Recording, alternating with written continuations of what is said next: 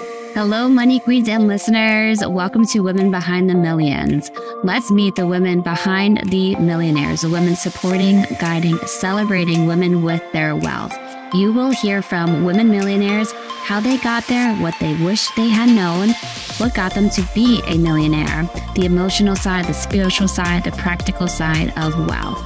You'll also get to meet the women behind the scenes helping make it happen. Let's dive into Women Behind the Millions. I am Jessica Weaver, your host, best-selling author of 3 books, wealth advisor, and founder of the Women's Wealth Boutique. Let's start meeting the women. Welcome to Women Behind the Millions. I am Jessica Weaver, your host, owner and founder of the Women's Wealth Boutique, best-selling author, all that good stuff. But it's not about me today. It's about Caroline. And I'm so excited to have Caroline Tanis with us today on our podcast. She is a certified divorce financial analyst, a financial advisor, and strategist that specializes in helping highly ambitious women and their families build a life, their dream life. She's an advocate for women building wealth and increasing financial literacy in future generations. She has jumped ship from Merrill Lynch and joined us here at the Women's Wealth Boutique. She is the founder of Tanis Financial Group. So thank you, Caroline, for being with us today. Thank you for having me. It feels so good to hear you say all of this and to intro the podcast. So I'm excited for this to all come into the world. I know. You are also a fellow advisor in New Jersey. We've met, I feel like I've known you for a very long time, but our worlds bumped into together, was it last year, a year ago? You know, I was just thinking about that the other day. I was like, holy cow, how much can change in a year? Because I think we met at the start of summer 2021. So sitting here now at the end of summer 2022, I'm like, holy cow, whole new world. And that just means there's so many good things coming. That's true. We've talked about this on the podcast before, but God just doesn't give us one drop. When he rains blessings, he rains blessings. And it doesn't mean that there's not things that we need to work through and while we're receiving them. It doesn't mean that it's all sunshine and butterflies.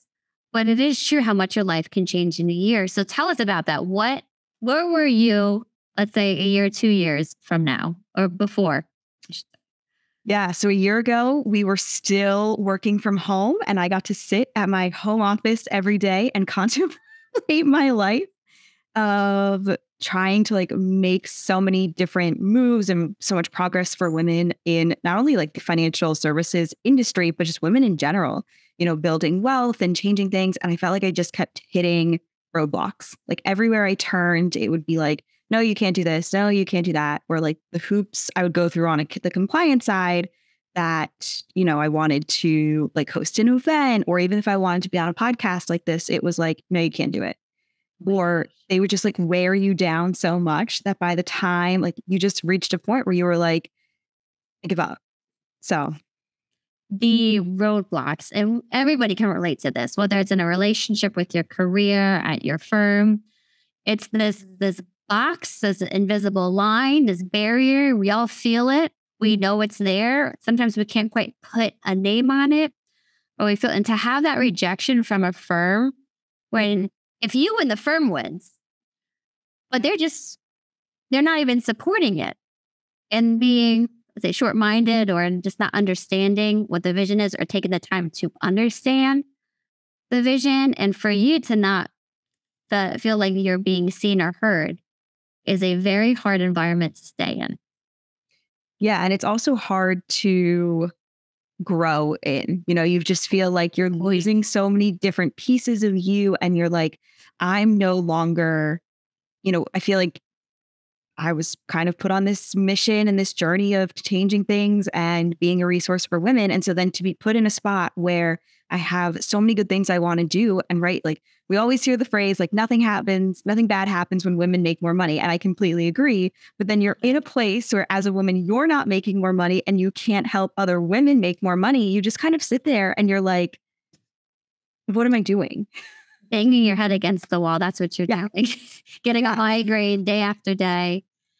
And that's true. Stifling your growth. And that seems to be a theme, one for our podcast, for Women Behind the Millions, for our magazine, for the firm. We've all outgrown this role that we've played. Mm-hmm.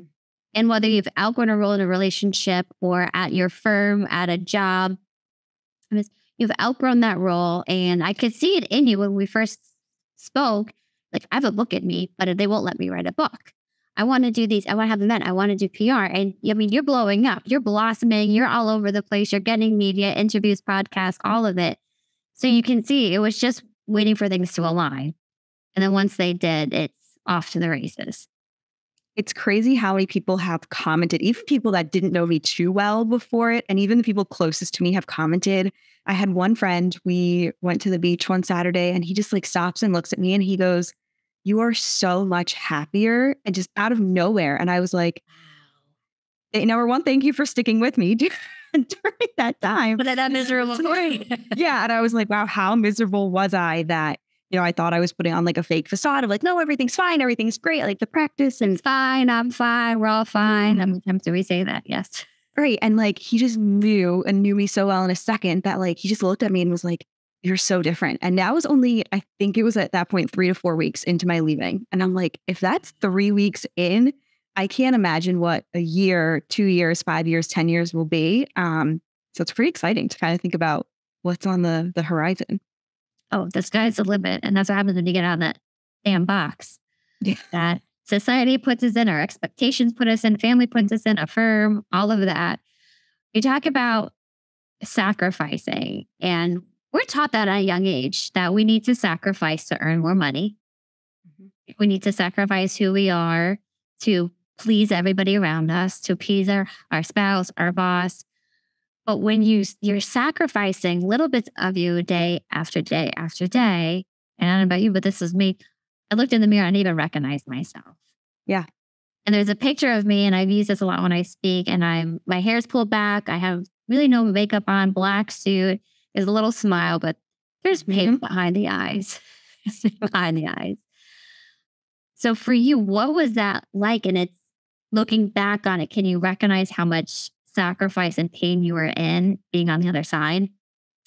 I have a very similar experience to that as well. So I think, you posted it on your Instagram at some point, like the video, it starts with you in that, all black suit, and then it's like you glowing up, I'll call it. I had the same exact moment. Like, I love to wear dresses. Like, I'm very girly, we'll call it. So I remember going into the office one day pre-pandemic, and a male advisor came up to me, and I was wearing like a very like floral dress, totally work appropriate, comes up to me and he's like, "Oh, feel a little bright today, aren't we?" And I was like, 6, 7 in the morning in Manhattan. And you're just like, I'm trying to get through the day. And it's like, why? Like, there was no need to comment on it. And it was like, I was so embarrassed. I still have the dress hanging in my closet and have not worn it since. Which it sounds like you need a photo shoot of you wearing. I know. Then. But I understand completely, right? Those comments, the passive aggressive comments that, right, especially in a male dominated industry that we've grown up in, it's easy for that to happen. And I remember being in meetings with men saying that. And I remember I had a sweater on as a V-neck sweater. Everything was covered. I mean, pretty flat to begin with, so not much is showing anyway. I'm very covered. And he's like, "That is inappropriate." I'm like, "What do you mean? My collarbone? Is that offending you?" It's like, and it's like where, and not even just that, but like the fact that you would say it too is like, yes, mind blowing. Like, yes. And the things that people would say to, or I don't know if you ever had this one. I worked with a male advisor and we would go into meetings and people would be like, "Oh, are you his assistant?" Yes, because 90% of the back office support is women. Yep.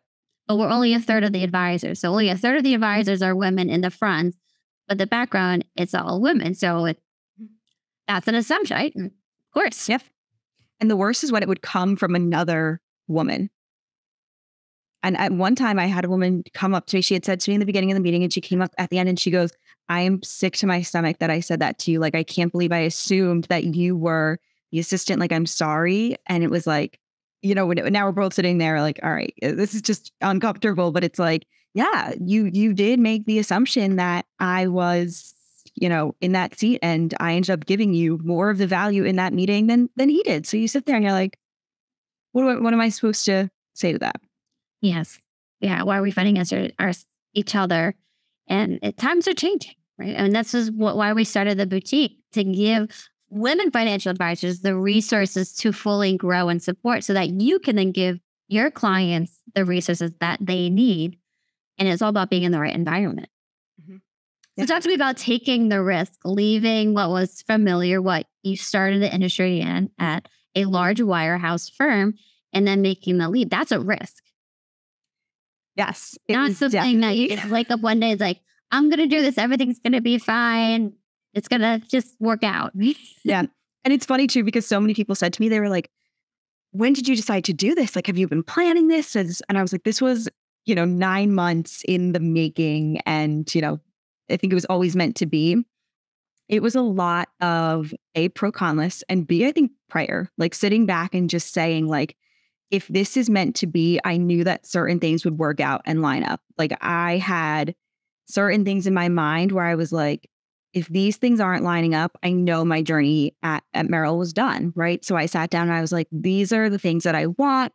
These are the things I want to be doing. And it just, everything was like lies and telling me no. And my clients were getting frustrated. And I was like, starting to feel things out of, why is this happening? And you just saw so many advisors leaving Merrill at that point. You're just looking around. And I remember going back into the office after COVID, and you would just walk by so many open, empty offices because of people that had left. Wow. That's scary. It was, the times are changing. There is a huge wave of people leaving the wirehouse, going independent, kind of like us. And having that checklist. I remember one advisor telling me, and I had every excuse possible, stay at my father's firm, which his firm was great. He's a great advisor, but I outgrew the role that was there, and I was ready to create something to really have an impact, just like you, right? You outgrew that role. And she was telling me, you write down all your reasons to stay. Write down all the reasons to stay. And then one day you're going to look at that list and realize those are just excuses. They're not concrete reasons. They're excuses. And it's so easy to have that list of reasons why it's not a good time. I have my family to think about. Things are good. Why rock the boat? Right? That if it's not broken, don't fix it mentality. And people, it's how many people just live in what's familiar and comfortable and just repeat patterns over and over again. But you, at a young age, early in your career, took this leap, and I commend you for it, because now you can really build in the right environment. Right? And it's yours. Yeah. And that's, I think, the biggest difference to me too, was that I knew, based on the conversations that we had had and understanding your vision for all of us advisors and for the boutique as a whole, it was like, this is what we want to make it. It wasn't just you coming over top and saying like, no, this is how you have to run things. Like, you didn't tell us you have to wear pink, you have to do these things. It was like, you wanted us to be who we are. And I think that that's the best way to grow too, is if you let people grow in their own natural way and accept them for who they are rather than who you want them to be. That, I think, I've learned is the biggest differentiator for people. And so when I was looking at my reasons to stay, they were all reasons outside of me. When I was like, oh, well, family's going to be mad at me, or they're going to have comments or whatever. And I was like, that was the biggest one to me. And I sat there and I was like, at the end of the day, when I come home, I'm with myself and my dog. Other than the two of us, it's me. And so I have to live with myself. And if I get to the end of my life, whatever it is that is, and I sit here and I'm like, why didn't I do this? I'm going to kick myself forever. Yes. And that's a huge theme too, right? Living with no regrets, living it to the fullest. And you're right, like having, what are people going to think and say about me? And how many people can say that, right? It goes in our minds, right? What are people going to judge me for? But again, everybody told me I should make everybody be branded as me. Like, well, I can't force them to wear pink. I can't force them to like pink. Most of them don't even like pink. Because what I know, the metrics are better. You're better valued if everybody's branded the same way. And I'm like, if I didn't want to be stuffed in a box, how can I stuff these women into a box? Yeah. And then from there, them to stuff their clients into a box and have to work with their clients in a certain way. Where, yes, we share best practices. We share, how we best help people. And then every advisor gets to take it from there. I'm not going to force you to do that. Just like I'm not going to force you to work with your clients a certain way either. ripple effect that is, I feel like it's starving people in the industry. It's also what differentiates us as advisors, right? Like you and I can go to an event together at the group we met in, and it's like, I'm not sitting there being like, oh, I'm competing with Jesse, or like, what am I going to do? It's no, we're together. Like, saw like anyone asks about me, I have nothing but good things to say. And it's like, it's not a competition. It's just easy and it's more fluid. And I know, somebody who I work with might not be the same as somebody else, in the boutique that they would work with. And so if I meet somebody, I'll be the first person to say, I might not be the right fit for you, but I now also still know though all these other women that would be the right fit for you. And it's like, I'm not sitting here saying, oh my gosh, I'm losing business, or, my competitor is getting this, business instead of me. It's like, no, we're growing this together as well, even though we're each our own individual. And there's so much money out there. There's so many people that need help. And that's one thing I hate about our industry. It's so fear-based, scarcity mentality. Yeah. We have our regulators making the broker dealers terrified, making our advisors terrified, making the clients terrified, right? You're going to run out of money if you don't work with me. You're going to run out of money if you don't do this product. I hate all of it. And you're right. If you show up at a networking event and there's always advisors, there's a ton of... Always. And not being intimidated by them, but it's like, how could we help each other? How could we learn from one another? And exactly what you said, right? I might not be everybody's cup of tea. I probably am not. They can work with anybody. There's plenty of people out there to help. So I love that you said that. Very true. Talk to me about the financial literacy for women. This is why we have the podcast. We're huge advocates for getting the information, the resources out to women. Women here in the U.S., overseas. We have a huge following in international developing countries because unfortunately the women are even farther behind than us. Yeah. We need to change that. Yeah. And it's even just like providing resources, right? And so and this started honestly 2 decades almost ago. No, a little less than that. But when I was in high school, I did youth in government. And so part of youth in government is you had to go to the courthouse in Trenton and you would present your bill. So my proposed bill was that everyone in high school had to take a mandatory financial literacy course, and not like the junky one that they offered you now, but it was like, actually like, here's how to write a check. Here's what a stock versus a bond is. Here's what your student loan debt looks like. You were already thinking that way in high school. That's amazing. Yeah. Yeah. And that was early. That would have been freshman or sophomore year, if I think about it. Yeah. Yeah. And so I presented it, and it was so funny. The quote unquote, person playing the judge, his parents were there, and they came up after me and they were like, I know your bill didn't pass because of like the funding it would have required for the state, fake funding. And they were like, but you need to keep pushing for this because you have no idea what a difference this is going to make. And that was like, I'm 15, 16 years old at that point in my life. And I'm like, yeah, okay, great. And, fast forward however many years, and it's like, here I am now still pushing for the same thing. But what's crazy to me is that I feel like for a while we were really like financial literacy, like let's learn these things. And then we just kind of lost our way in it. And I think that there's so many resources out there now that people get overwhelmed. And there's also a lot of incorrect resources out there too. Yes. There's so much information, and some of it's regulated, some of it's not regulated. And it's a changing environment with money. Money is so virtual now too, that even the old curriculum, it wouldn't apply today. We need to learn today, how are things working?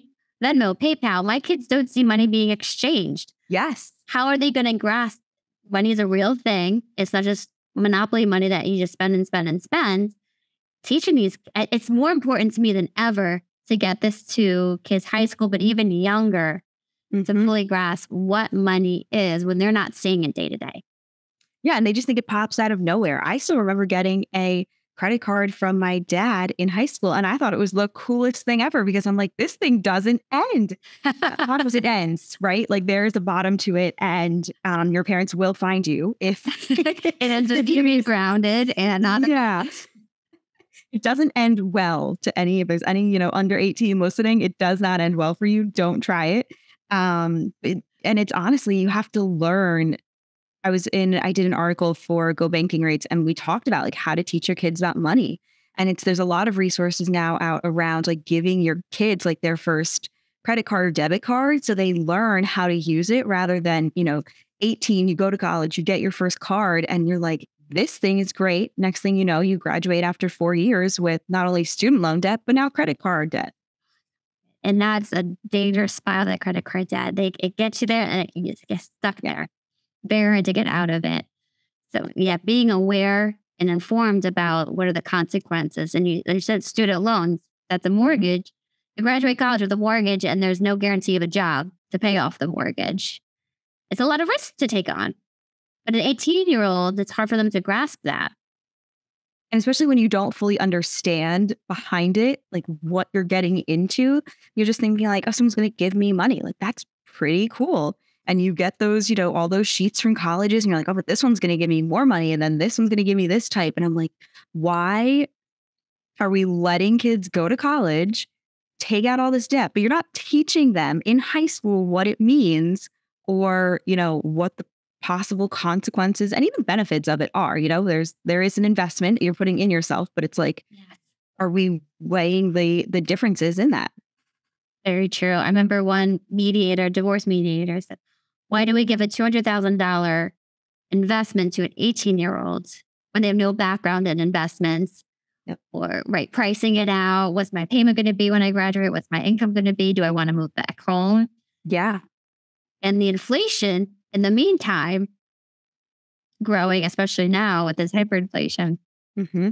All great points that you're making with the student loans, the credit cards, the awareness, and bringing it to the youth. So we need to do that. And we see it all the time was that 70% of the wealth is lost from generation to generation.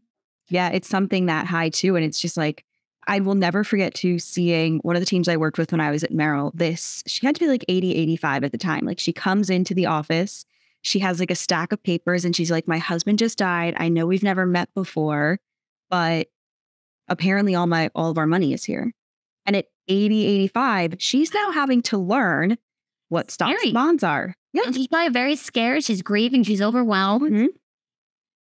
And now she has to figure all this stuff out on top of grieving instead of just being able to grieve and knowing she's financially secure. Yeah. And not like, and she doesn't understand, you can say it to them 15 times over. Your husband's everything up. It's fine. It's fine. But it's like, they don't know. You don't know if you don't know and have the education behind it. So that's why every time if I start working with a couple and the man's like, I'll take care of it. I'm like, I at least need to have a relationship with your wife or spouse or significant other, because if something happens to you, I want them to know I need to call Caroline and everything is taken care of. But when I get a chance, I need to call her. And it's like, they can just at least have that peace of mind and knowing who to call and that we have a relationship. And that you've been a part of the picture the entire time. You understand. You can now verbalize what the husband's goals were with the money or why he did things to the wife. And they have to be head of the finances, but they need to be engaged and aware. Agree. Yeah, absolutely. And as you say, it's amazing that you're bringing them into the conversation as much as you can so that they don't feel that. I see it. It's a ton of fear that, oh my gosh, now it's all on me. And I remember one widow saying, well, what if I fail? What if I run out of money? Now I'm failing my husband who worked so hard to build this. So we worked so hard together to build this. I don't want to fail him, right? It's a kind of a legacy at this point. It's very hard. So what are the steps when women start to work with you? What are the steps that you're taking them through to become more aware and educated with the money? It's interesting too, because every meeting I start with anyone, honestly, I'm always like, I know you heard this in school growing up, but there is no stupid question. And they say to me, and they start every sentence, they're like, I know this might be stupid, but, and I'm like, yes. No. I'm like, I give them the example. Let's say I'm sitting with somebody from marketing. I'm like, I don't know anything about marketing. So if I were to come to you, I would also ask all these detailed questions, but you do it day in and day out. This is what I do day in and day out. I'm here for you to ask me everything. And then the other thing I tell them too, and constantly remind them of, is like, I'd rather you ask me 15 times than you just try and go out and do it yourself and do it wrong. And I've had people do it and they're like, or they're ashamed of something they did in the past. And they're like, hey, like, I got talked into doing X, Y, and Z by another advisor or another insurance agent. I don't know what to do. And it's like, they'll show it to me after so long. And I'm like, where was this the whole time? And it's like, they're embarrassed. Yeah. Like, it's okay. I feel like embarrassed. Yeah. I'm like, I want to just hand everyone like tea and be like, you're here, you're safe. Like, just ask me anything, like sit down and just share it all. So that's where we start in the process too. And I think it's so much of relationship and trust building, because I will say one of the best things about my clients is they are, even if I didn't know them before, they are all people that have become friends. Yes. Which is really different. And that's the goal, a lifelong relationship, partnership with it. And that's why we don't charge for emails and calls. Like, please let us know if you're about to do something with your money. Yeah. Because that little thing could completely change all the work that we've done, all the work that you've done to save. And sometimes it's hard to get out of those things. Mm-hmm. Absolutely. And I'm like, you're not bothering me. This is what we're here for. Yes. Please. We're not like attorneys are going to charge you for the phone call. Please ask us. And there's this say, what is it? A small mistake with a little bit amount of money is a little bit amount of money, but a small mistake with a lot of money is a lot of money. Mm. Let's prevent those myths, because then we're starting backwards or we're starting all over again. Just come to us. Just ask. Go to Caroline. Ask her. I'm like, I will walk you through all of it. I love when people come to me and they're like, I have 15 questions written down. I'm like, let's just go down the list and we'll hit them all. And then they leave and they're like, we weren't kidding you. I really can ask anything. I'm like, yes, like that. I mean it endlessly. And it's not like I leave the room and I all of a sudden am like, you won't believe what this person said. No, you're not, this is why I'm here. And this is why I love doing what I do. And it makes me feel a little smarter. Because people come into our spaces, it's a very vulnerable time for them. They're kind of airing their dirty laundry. I say money's more intimate than your sex life, because you're more likely to talk about sex with your girlfriends than your credit card debt. Yep. Can you share with us, we'll put you on the other side of the table, of a vulnerable moment for you with money and how you got through it? I think it was preparing to leave Merrill. So I, built myself a huge buffer, and, the inner financial planner means like, okay, how do I prepare to make this change and make this jump? And it's like, it kind of goes against everything we're taught. Yeah. Always be financially secure, stay with a steady income. And now you're taking a risk and leaving. So I can see where that would be like, okay. Yep. I remember still the day I was like, all right, Caroline, like you have to look at everything, like open up all the accounts. Like, let's just see where we are, see what things, would track. And I'm like, okay, I can do this. And so it's being honest with yourself too, and having to look at the money. And I can hear all the different things I've told clients in my head. And I'm saying it to myself, and I'm like, you have to practice what you preach. You have to practice what you preach. You need to know your timeline, your income, your expenses, all of these things. You need to put it together. And so, but it's a vulnerable thing. It's easy when it's somebody else. You open up everything and you're like, okay, bing, bang, boom. This is what we're going to do. When you look at it yourself, you're like, so this is what it's like to be on the other side. Yeah. Right now you're in their shoes. And sometimes like, can somebody just please tell me what to do? Yeah. So I don't have to make the scary decision myself. Mm-hmm. Absolutely. Thank you for sharing that. We're humans too. We've all had our emotional sides of money and our money blocks. And I think for us, growing and working through it only makes us better advisors. Yeah. And I think it makes us real. Yeah. And just seeing, I'll have people and they're like, I had somebody ask me once, they were like, do you ever just go into a store and buy something? And I was like, yes. All the time. Like, I'm a human being who it's like the concept of healthy eating, right? Like you eat healthy a majority of the time and, then you treat yourself. Like it's the same thing with money. If you can't enjoy it, I love to travel. So I was telling someone the other day, I'm like, I took a hot air balloon over Kenya. Like you think that was a cheap event, but I'm also like, I worked so hard for this. I made the jump this year. I'm like, this is my like gift to myself of like, yes, go out and enjoy it. Amen. Otherwise, we just get resentful for the money and resentful for our future because we're just saving it all for them. We can't enjoy it now. A healthy dose of enjoying your money today. Right? Was that Mary Poppins song, right? Yeah. Spoonful of medicine. Yeah. Spoonful of sugar helps the medicine go down. But we need to be able to enjoy our money today. So And you do that a wonderful job on your social media, giving women permission to enjoy your money. We're not saying spend it all at once, but enjoy it. Enjoy it. It's part of the plan. It is. And that's, I think, the biggest thing too, is I tell people also, I'm like, you need to build in like the fun, because if you're not having fun and enjoying it, Yes. what is the purpose of all of this? You know, even if it's just like, you know, you and I love to go to Spring Lake. So if you're going down the beach for the day, like there are ways to treat yourself that don't include, like, I think people have like these extreme ideas of them and they're like, I have to go shopping on Fifth Ave and blow all my money. I'm like, maybe enjoying yourself is getting like a really good cup of coffee and taking a walk with a friend. Like, why? I don't know why as society we've made it this thing where it's like, you have to buy a Gucci bag or like do these like crazy things. And like, yeah, those moments happen, but it's balance. And it's like, we need to treat ourselves in the everyday versus, you know, just squirreling it all away. And then you just explode and you end up on Fifth Ave doing all the shopping. I agree. I've learned that to even us. There's a soap store in our town, and I walked in there one day. I'm like, this smells amazing. So I bought a few bars of soap. They're a few dollars each. I'm like, oh, this is a lot cheaper than I even thought it was going to be. And now whenever I take a shower, I feel like I'm at this high-end spa. Yep. And it's luxurious. It's so nice. And it's $6.